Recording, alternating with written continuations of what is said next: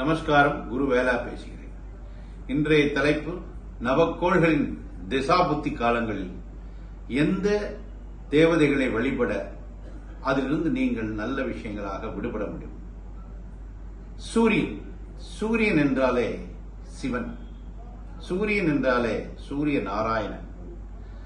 சூரிய நாராயணனை வழிபடவும் ஞாயிற்றுக்கிழமை நீங்கள் மரக்கறி உணவர்களை தவிர்த்து, என்வியை தவிர்த்துட்டு ஃபுல்லா வெஜிடேரியனா நீங்க மாறி சூரிய நாராயணனை காலை மாலை வழிபட்டு சூரிய காயத்ரியை வழிபடவும், சிவன் கோயில்களுக்கு சென்று பிரீத்தி செய்தாலோ பிரதோஷ காலங்களில் வழிபட்டாலோ இந்த சூரியனால் ஏற்படும் நன்மைகளும் கூடும்.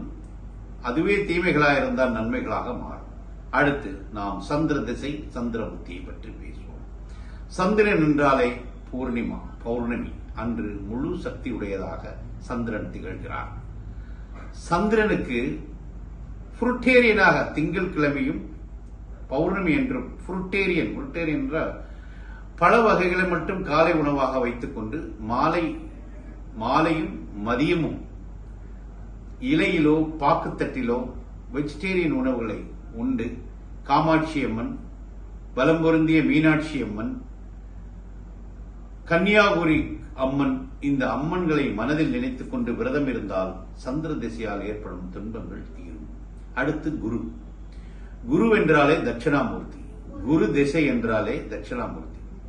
குருமார்கள் பிராமண குருக்கள், பிராமண சக்தி உடையவர்கள், மந்திர உபதேசம் செய்பவர்களை அவர்களும் ஆசீர்வாதம் வாங்கினாலே குரு திசை செயல்படும். குருவிற்கு ஆலங்குடி தட்சிணாமூர்த்தி கோயிலுக்கு சென்று வழிபட குரு திசையால் ஏற்படக்கூடிய தீமைகள் விலகு, நன்மைகள் ஏற்படும். அடுத்து ராகு என்றாலே துர்க்கைக்கு விளக்கு போடுவது வெள்ளிக்கிழமை, செவ்வாய்க்கிழமை எலுமிச்சலத்தை பிரட்டி போட்டு அதில் விளக்கு போடுவது, தாமரை நூல் திரி ஏற்றுவது,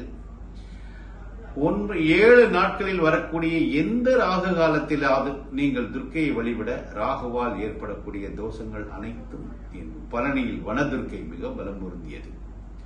அடுத்து ராகுக்கு அடுத்து வரக்கூடிய திசை என்றால்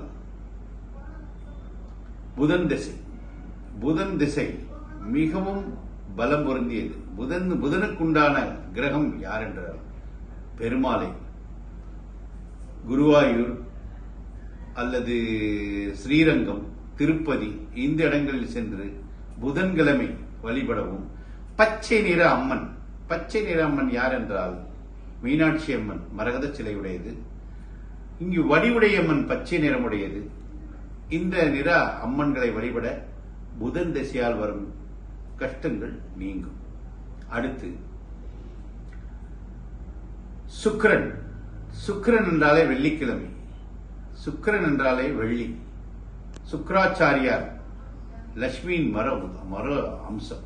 ஓம் ஹ்ரீம் ஓம் என்ற வார்த்தையை நீங்கள் ரிப்பீட்டா சொல்லிக்கொண்டே இருந்தால் சுக்கிரனால் வரக்கூடிய தோஷங்கள் நீங்கும். வெள்ளிக்கிழமை விரதம் இருந்து சுக்கராச்சாரியார் கோயில்களுக்கு சென்று வந்தால் சுக்கிரனால் வழிபடக்கூடிய பிரச்சனைகள் தீரும். அடுத்து சனி பகவான் என்றாலே ருத்ரமூர்த்தி, அகோர வீரபத்ரர், அக்னி வீரபத்ரர். இந்த சிவனின் உக்கிர கோலங்கள் எல்லாமே மகர கும்ப ராசிகளுக்கு நன்மை செய்வது போல் சனி திசையிலிருந்து உங்களை மீட்டெடுக்கும். அடுத்து கேது என்றாலே விநாயகர், பிள்ளையார்பட்டி விநாயகர், முக்குருணி விநாயகர் மதுரையில் இருக்கும் கோயில்களுக்கு சென்று வர பிரசித்தி பெற்ற விநாயகர் கோயிலை சங்கடகர சதுர்த்தி என்று அருகம்புல் மாலை அணிவித்து அன்று உபவாசம் இருந்து வழிபட்டால் கேதுவால் ஏற்படக்கூடிய அனைத்து தோஷங்களும் சட்டென நீங்கிவிடும். செவ்வாய் சொல்ல மறந்துவிட்டேன். செவ்வாய் என்றாலே முருகனின் அருள் இருந்தால் செவ்வாயால் ஏற்படும் துன்பங்கள் அனைத்தும் நீங்கி நிலபுலன்களை வாங்கி சந்தோஷம் அடைய செய்வாய். செவ்வாய் திசையில் நீங்கள் செல்ல வேண்டிய முதல் ஸ்தலமே திருச்செந்தூர் சென்று 27 முறை சமுத்திர நீராடி நாளிக்கிணறில் குளித்து 4 சமாதி சென்று பிறகு மெயின் சுப்பிரமணியர் கோயிலுக்கு சென்று 2 மாலை வாங்கி, இன்றையும் சாற்றி 1 மாலை வாங்கி கழுத்தில் அணிந்து கொண்டு மீண்டும் 1 முறை வலம் வருந்தால் செவ்வாயால் ஏற்பட்ட தோஷங்கள் அனைத்தும் நீங்கி பரிபூர்ண அருளை பெறுவீர்கள். நவகிரகத்திற்கு இதுவே நீங்கள் செய்யும் பரிகாரம். சந்தோஷம்.